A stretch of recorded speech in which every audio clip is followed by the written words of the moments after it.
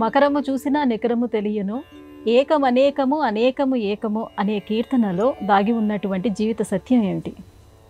నీరాట వనాటములకు పోరాటం ఎట్లు గలిగే, పురుషోత్తముచే ఆరాటమెట్లు మానెను, ఘోరాటవిన భద్రకుంజరమునకున్ అన్న పద్యంతో భాగవతంలోని గజేంద్ర మోక్ష కథ ప్రారంభమవుతుంది.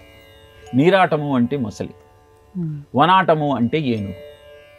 నీళ్లల్లో ఉండేటువంటి మొసలికి, అరణ్యంలో సంచరించేటువంటి ఏనుగుకు అసలు యుద్ధం ఎందుకు జరిగింది?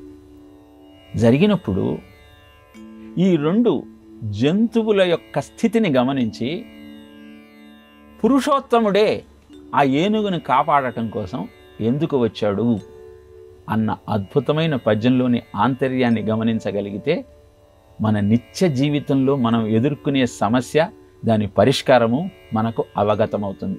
దాన్నే ఈ గీతంలో ప్రస్తావన చేశారు. మకరము అంటే మొసలి. ఆ మకరాన్ని, ఆ మొసలిని చూస్తే నికరము అంటే నిత్యము సత్యము ఏమిటో నీకు అర్థమవుతుంది. ఏమిటి ఆ సత్యము అంటే మొసలి మృత్యువుకు చిహ్నం, ఆ ఉన్న కాసారం సరస్సు సంసారానికి చిహ్నం, ఏనుగు జీవుడికి చిహ్నం. ఎటో ప్రయాణం చేస్తూ అన్నిటితో కలిసి ఆ పరమాత్మను చేరుకోవాలన్న లక్ష్యాన్ని మరచి దాహం వేసి సరస్సులో ప్రవేశించింది ఏనుగు.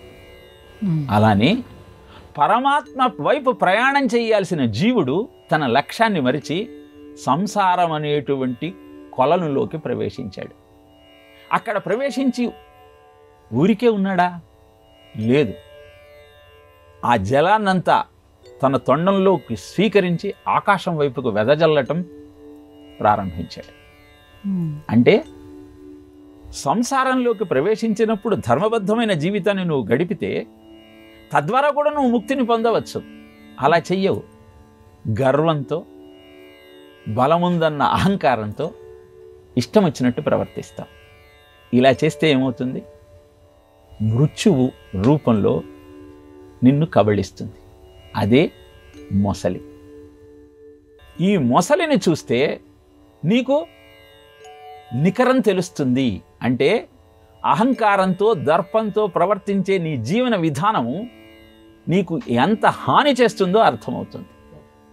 ఏకమనేకము అనేకము ఏకము అది గుర్తించకుండా ప్రవర్తిస్తే అనేకమైనటువంటి జన్మలెత్తుతూ ఏకమైన నిత్యమైన సత్యమైన పరమాత్మను చేరుకోవాలన్న సత్యాన్ని నువ్వు తెలుసుకో. అదే మకరము చూసిన నికరము తెలియను, ఏకము అనేకము అనేకము ఏకము అన్నటువంటి కీర్తనలోని ఆంతర్యం.